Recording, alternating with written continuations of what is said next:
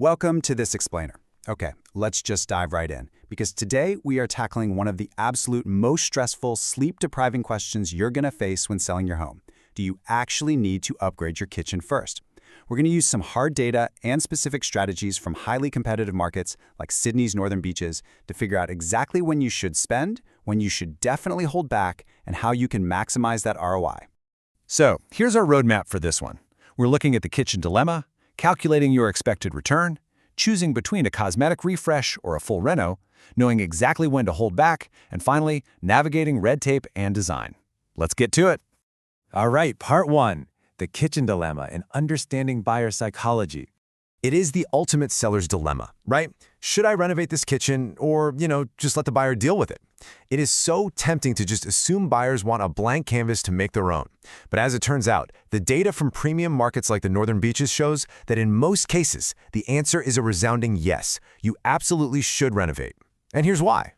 See, to a buyer, a dated space doesn't just mean ugly cabinets. It signals neglect. It screams hidden work, creating this immediate mental discount in their heads. They're literally calculating risk as they walk through. On the flip side, a modern updated kitchen, it feels like sunshine. It screams move-in ready. Lowering that perceived risk is often the exact trigger that gets them to bid on your home instead of the one down the street. Okay, so we know buyers want it, but what does that actually mean for your wallet? Let's get into part two, calculating the expected return and the economics of upgrading. The financial payoff here is just staggering, if you get it right, of course. A well-executed kitchen renovation consistently delivers a 1.5 to 2 times return on your cost. I mean, really think about that for a second. Strategically spending $50,000 can realistically add $75,000 to $100,000 to your final sale price. That is a massive multiplier. But, and this is a big but, that massive multiplier is definitely not guaranteed. It heavily depends on a few really specific conditions. First off, your suburb's price ceiling. You cannot overcapitalize if the neighborhood won't support that higher price. Second, how bad is the current kitchen? Because the worse it is, the bigger your uplift is going to be. And finally, you have to ensure the new layout is highly functional and actually matches the rest of the house. Putting a luxury, high-end kitchen in an otherwise run-down home, it just confuses buyers. So how do we actually pull this off? Let's move to part 3, cosmetic refresh versus full reno, and choosing your execution path. Basically, you've got two main paths. The first is a cosmetic refresh, running you anywhere from $10,000 to $25,000.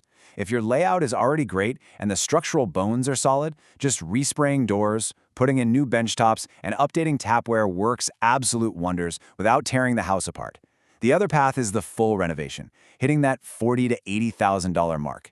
You really only want to take this total gut approach if your current cabinets are literally falling apart or if the layout is just so terrible and boxed in that a surface refresh simply isn't going to fix the flow of the room. Now, we aren't just here to blindly push you into a renovation. Let's look at part 4, when to hold back, which is essentially the litmus test for sellers. Okay, so here are your absolute green lights. You should definitely go all in if your home is trapped in a 1990s laminate nightmare or if the kitchen is just completely closed off from the living spaces. Modern buyers literally despise that. It's also a total must-do if comparable homes in your specific neighborhood are selling for top dollar because of their beautiful open-plan spaces. You kind of have to match that standard if you want to compete. Conversely, you need to keep your wallet firmly closed in these scenarios. Do not renovate if you're already hitting your suburb's price cap, or if the rest of the house is literally falling apart. A shiny new kitchen is not going to hide a leaking roof, right?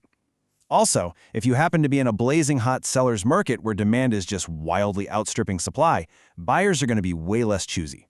If your kitchen is already decent in that market, save your money. Just hire a professional stylist to dress it up and call it a day.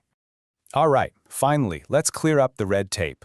Part 5, red tape and design, approvals, and resale appeal. Look, a huge fear for sellers is getting totally bogged down in local council paperwork. But here is the really great news. In most cases, kitchen replacements fall under what's called NSW exempt development. That means absolutely no DA, development application, or CDC complying development certificate is required.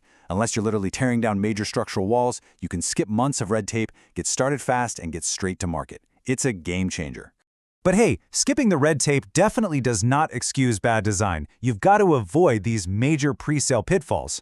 Don't deeply personalize the space with crazy, polarizing finishes. Remember, this is not your forever home. Stop over-investing in ultra-premium appliances that aren't going to actually lift your final sale price. And above all, do not ignore local buyer trends. Like in the northern beaches, for example, buyers crave light, outdoor connection, and coastal finishes. A generic cookie-cutter renovation just isn't going to cut it there. Which brings us to our final and probably most important takeaway. Renovate strategically, not emotionally. Keeping your finish's broad appeal and perfectly tailored to your specific local market is the ultimate secret to unlocking that 1.5 to 2 times ROI.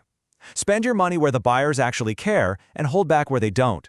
So, taking an honest look at your home, your layout, and your budget today, which path are you going to choose before you hammer that for sale sign into the front yard?